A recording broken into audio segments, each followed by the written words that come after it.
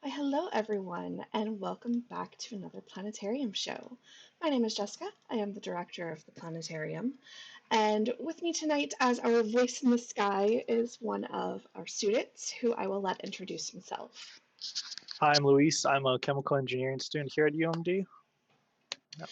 So tonight, as it is the first Saturday of the month, we will be doing our monthly constellation show, where we'll show you what stars and constellations and other things you can find up in the sky this month, give you tips and tricks on how to find them yourself, and tell you some of the stories behind them as well. Now, as I get set up for this, if you do have any questions throughout the show tonight, feel free to leave them down in the comments. Louise is going to keep an eye on that for me. I'll also be keeping an eye on it, and we will answer those questions as they come in, or we will also have time at the end to answer your questions. All right, so let's get started. If you haven't joined us for a constellation show before, the program we use to do the show is called Stellarium. It's actually a free planetarium software that you can download for yourself. It's a great tool to help you learn the night sky, especially if you're kind of new to it. So if you're interested, you can always find a link for that down in the video description. But to get us started, I have this set up for us here in Duluth at the current time. So this is what the sky looks like right now outside in Duluth if we, had complete control of the weather and could get rid of clouds and all of that. For any viewers who are not in the Duluth or northern Minnesota area, if you're in the northern hemisphere, you will still see pretty much the same thing. The stars may be in slightly different altitudes, slightly different heights above the sky. But if you are in the southern hemisphere, I know we've had some viewers from New Zealand, which, by the way, I hope you all are doing okay. I know New Zealand got hit with some earthquakes pretty bad the other day. So we'd love to know if you're doing okay. Let us know. But yeah, you can always get the program for yourself and use it to see what the skies look like where you're at. So we are going to start in the north with a pretty familiar set of stars that most people can pick out. And it is the set of 7 bright stars that's currently up in the kind of northeast. These 7 stars make up what's known as the Big Dipper, right? We have our handle and then the cup of our Big Dipper. It's kind of like balancing on its handle right now. Now, even though a lot of people do know of this group of stars, it's actually not a constellation. The Big Dipper is what we call an asterism. It's a smaller grouping of stars within a larger constellation. In this case, these are the 7 brightest stars in the Greek constellation of Ursa Major, or the Big Bear. And so to see the full bear, we're going to have to add in some other stars here. So the handle becomes our tail, and here we have the back, ear, nose, chest, front legs, belly, and back legs. And that is our Big Bear. Again, tail, back, ear, nose, chest, front legs, belly, and back legs.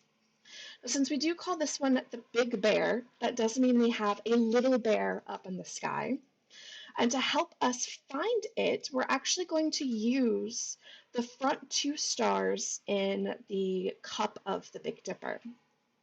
These front 2 stars are what we call the pointer stars because they point us to a very important star in the nighttime sky. So if we follow those 2, they point us to this bright star here. This star is known as Polaris, more commonly known as the North Star. Now, a lot of people misinterpret why this is such an important star. A lot of people wrongly assume that it must be the brightest star in the sky, and that's actually not the case. I'll show you the brightest star in a little bit, though.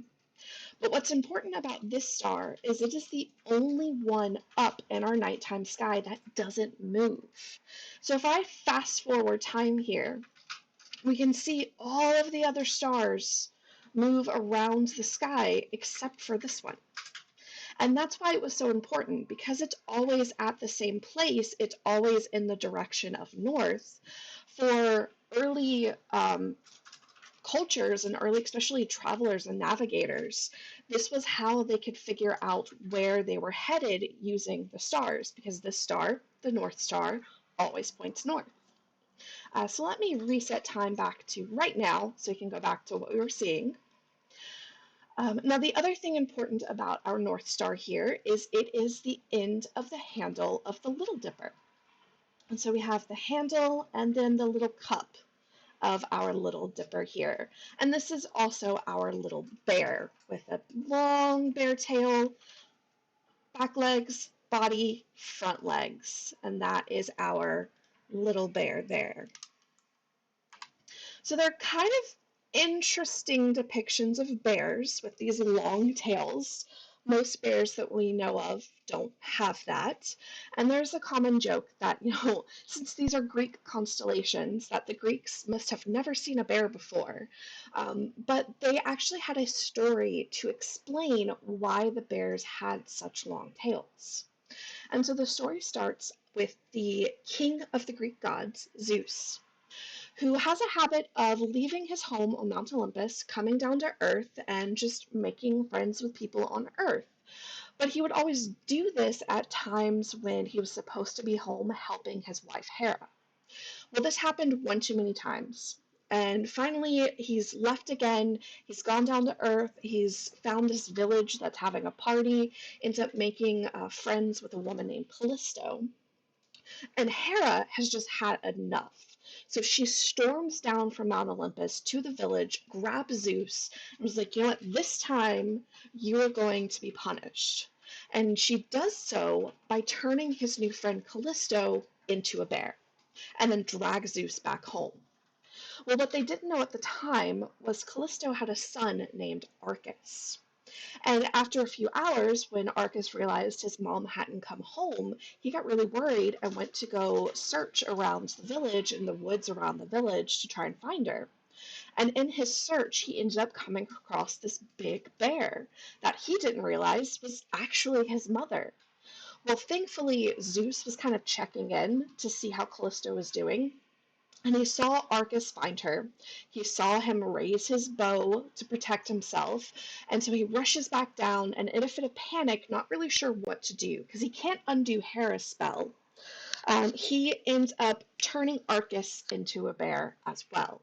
And so now we've got two bears, and Zeus wants to try and make it up to these two humans, now bears. So he decides to give them a place of honor up in the sky where they can live forever together as stars. But to get them up there, he had to pick them up by their bare tails, spin them around, and fling them up into the sky. And it's that process of being spun and flung that stretched out those bear tails. And that's how we end up with our big mama bear Callisto here, with her stretched out tail, and our little baby bear of Arcus with his stretched out tail. And so that is the story of our two bears.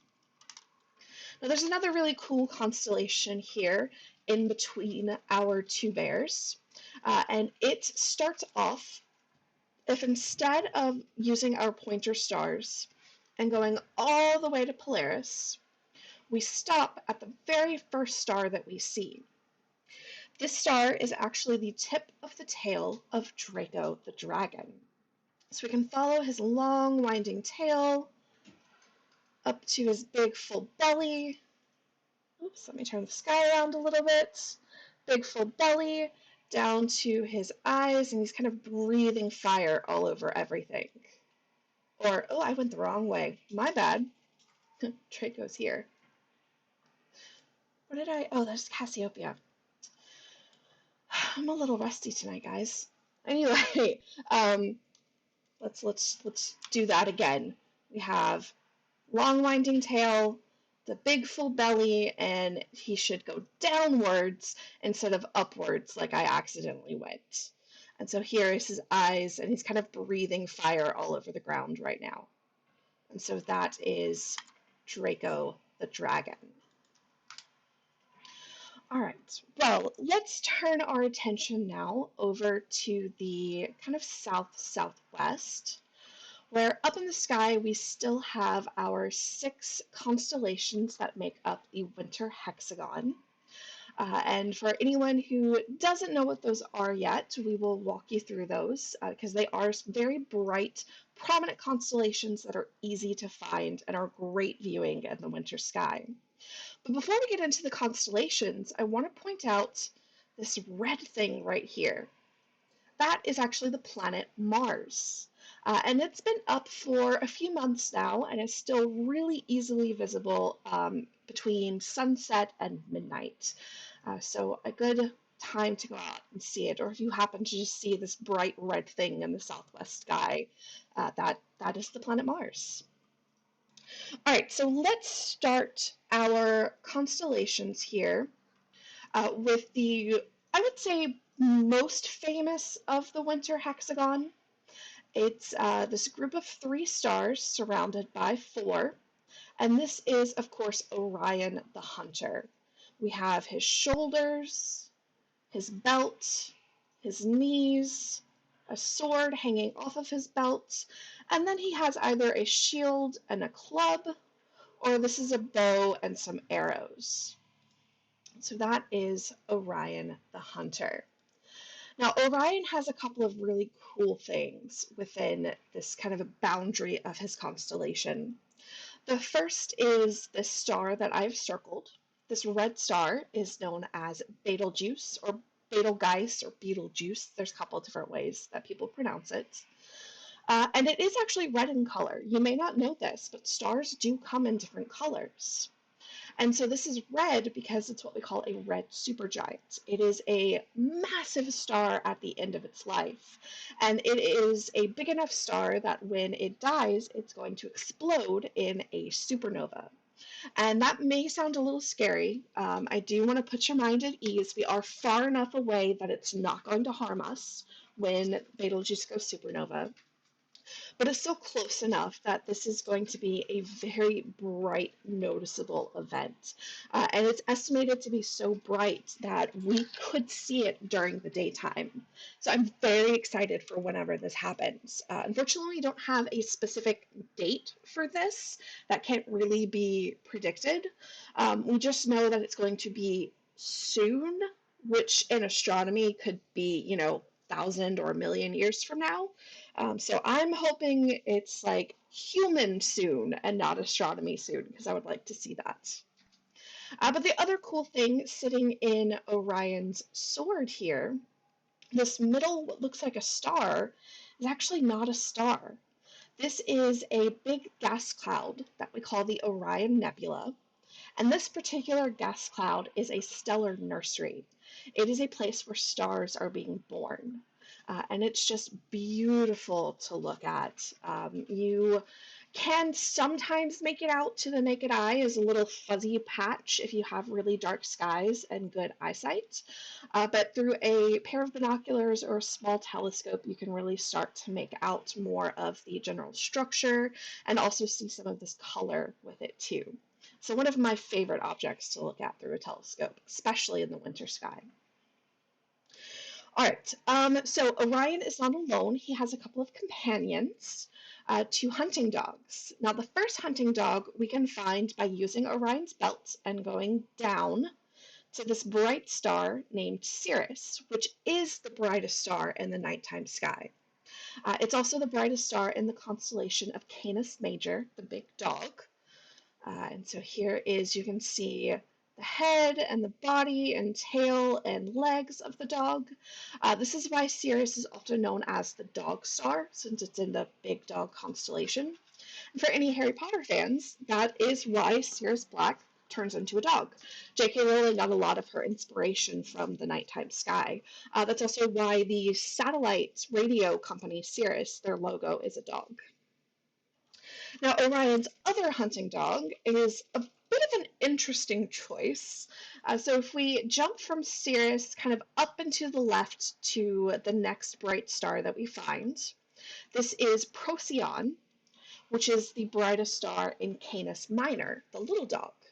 Now, just let me show you what this constellation looks like. You ready? It's Procyon and the star. Yeah, it's two stars. It's a line. I'm not quite sure how they got a dog from that. Maybe like a stick that you're throwing for a dog, or maybe a little wiener dog. Who knows? But these are Orion's two hunting dogs. Now, Orion and his hunting dogs are currently on the hunt for our next constellation, which we can find if we go back to Orion's belt and this time follow it upward. We end up at this big V of stars with this bright red star at one of the ends of the V. This bright red star is known as Aldebaran, and this is the face of Taurus the bull. And so Aldebaran is one of the bull's bright red eyes. Then we have kind of his nose or snout, whatever you call that for a bull. Horns go up this way, and then body stretches over that way. And so we have Taurus the bull.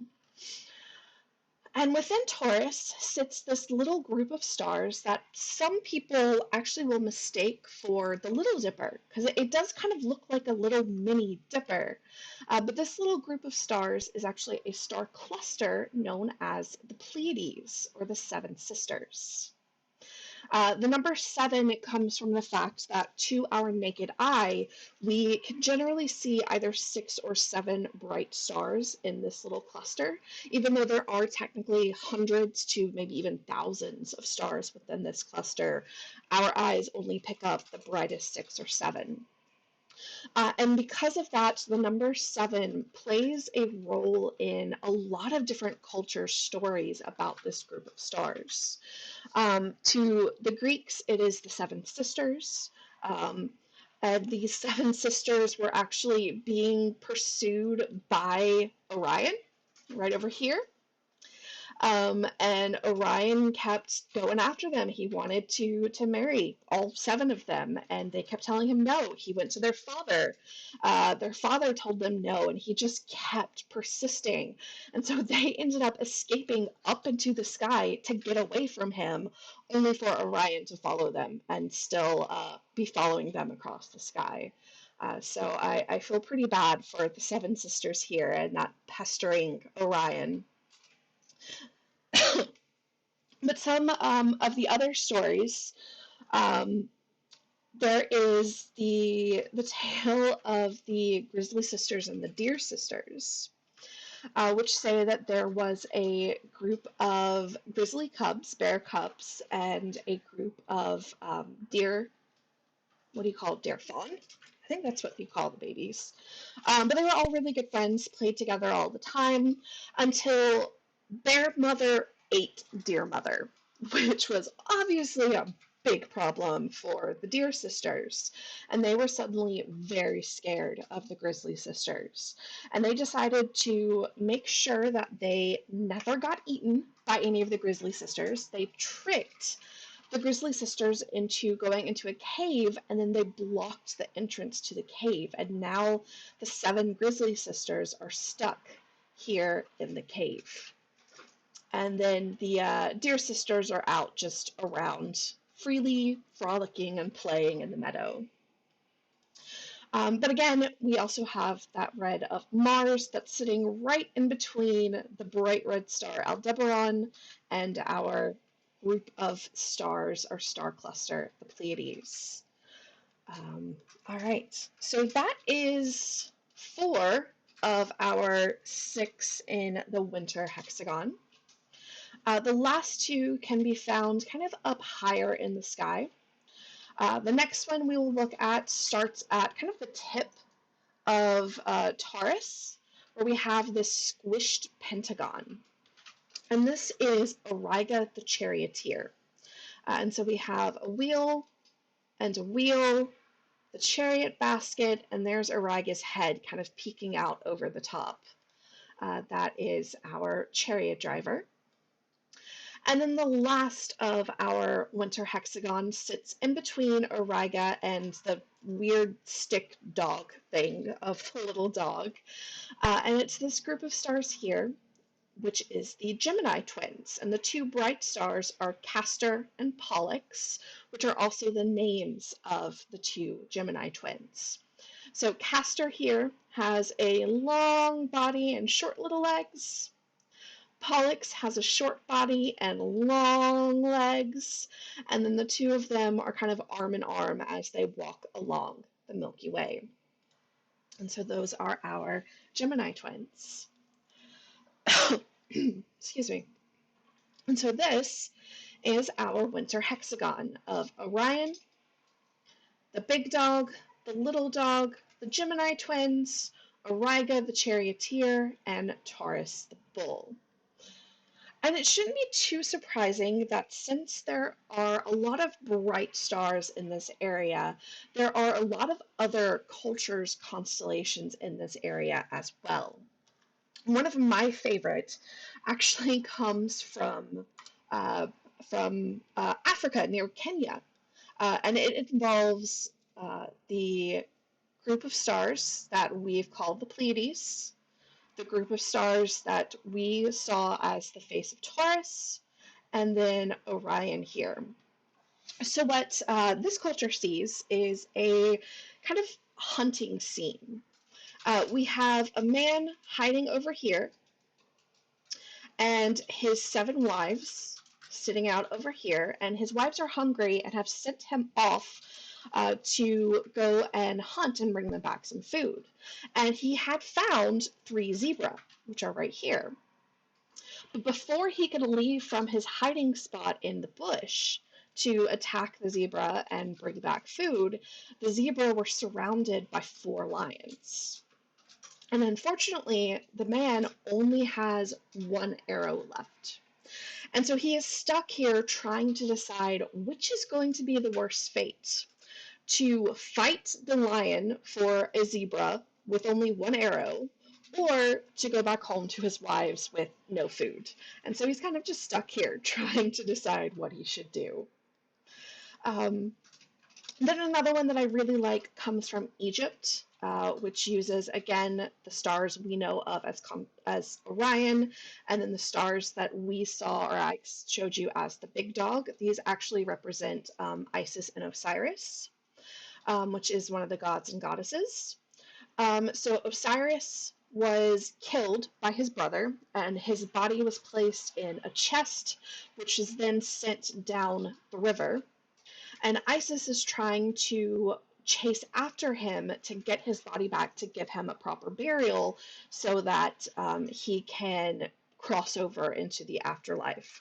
And so you just see this scene unfold every night where his body floats along the river and she is desperately trying to chase it down to get it back.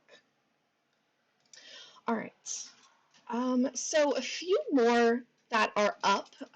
Over in the east, we are starting to see some spring constellations, because spring is just around the corner.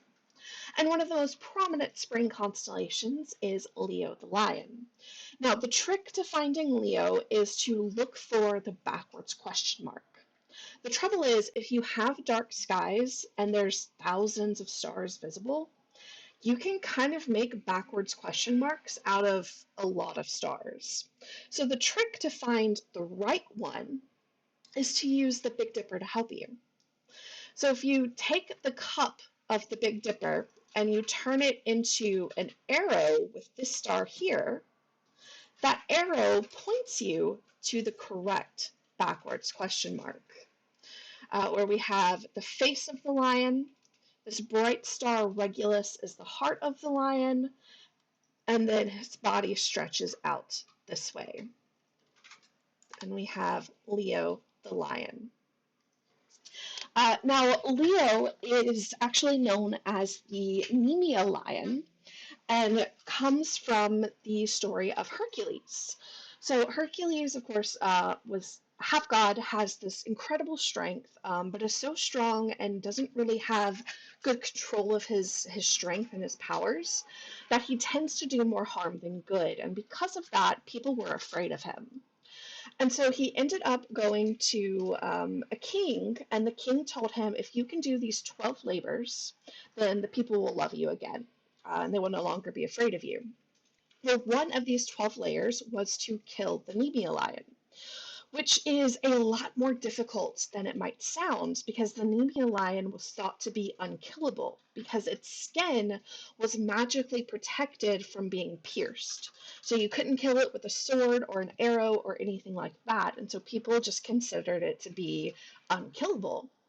Well, of course, Hercules was able to kill it with his brute strength, and decided to show off his victory by turning the pelts, the skin of the lion, into a coat. And this ended up backfiring for him because people then saw that he killed this, what was thought to be unkillable lion, and it actually made the people even more scared of him. But that is why Leo the lion is up in the sky, is kind of his place, his resting place, after being killed by Hercules. And then in between our Gemini twins here and our lion sits another constellation that is a little bit harder to find because the stars within it are not quite as bright as these other two. But it is, let me try and make sure that I'm finding this correctly. Yes, right here, this kind of Y shape of stars is actually Cancer the crab. But what's really cool in Cancer is in between his little claws here sits another cluster of stars, this one known as the Beehive Cluster. And that's another really cool one to see through just a pair of binoculars or a small telescope, because it looks like just a lot of bright, almost like jewels that are kind of twinkling in the sky. Of course, some people say it looks like a beehive, hence the Beehive Cluster. All right. And so to wrap up tonight, let's head over around to the west and show you a couple of other really cool things that you can see. Starting in the kind of northwest, there is this W shape up in the nighttime sky. This W is the Queen Cassiopeia. And I point her out because she can help you find one of the most distant objects that you can see with your naked eye. So if you take the bottom part of the W and use that as an arrow, it points you to this little fuzzy blob here. Well, that fuzzy blob is actually a galaxy, the Andromeda Galaxy, 2.5 million light years away. And the only thing that we can see with our naked eye that is outside of our galaxy. We cannot see any other galaxies with our naked eye. So it's just really, really cool that you can see this without any telescopes. Now, obviously, you have a pair of binoculars or a small telescope. You'll be able to see kind of more. It'll be more than just a little fuzzy patch. But yeah, we can see an entire galaxy very easily from our nighttime sky with just our eyes, which is pretty cool. And if we could live for the next, 3 billion years, we would see the Andromeda Galaxy getting bigger and bigger and bigger in our sky because the Milky Way galaxy, the one that we live in, and the Andromeda Galaxy are slowly moving towards each other. And they're going to collide in about 3 to 4 billion years. Now, I said collide with air quotes because galaxies are mostly empty space, so nothing's really going to be hitting. It's not like the stars are going to just run into each other. They're mostly just going to pass through, but their gravity is going to kind of tug on them and end up bringing the two galaxies together into one big galaxy. So yeah, that's going to be happening in 4 billion years or so. All right, and that is about it for our March sky. Still seeing some of those winter constellations. They'll be visible for a little bit longer, a few more months, just getting lower and lower in the sky. And then our spring constellations are starting to peek out. So with that, Luis, did we end up with any questions? No, it did not look like it. All right. Well, if you do have any questions, now is a great time to leave them down in the comments. And while I give that a minute or so to see if any questions do come through, let me tell you what you can find here over the next week. So on Wednesday, we're starting out our celebration of Women's History Month with our Herstory of Spaceflight show. And then next Saturday, we will take you on a tour of the moons of our solar system, because there are hundreds of moons, and quite a few of them are very interesting. So we'll take you on a tour of those. Lastly, if you like what you're seeing and you'd like to maybe have just a private show with us, we are offering that now, both private shows and virtual field trips, private virtual shows. We're not open in person yet. And so, yeah, you can find more information about that on our website. All right. I'm not seeing anything. So I guess we will wrap it up there.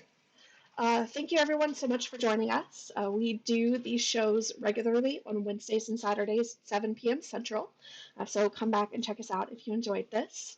We are hoping to open to small private groups in person this summer. I can't give any exacts on that yet. We're still kind of waiting to see how things go.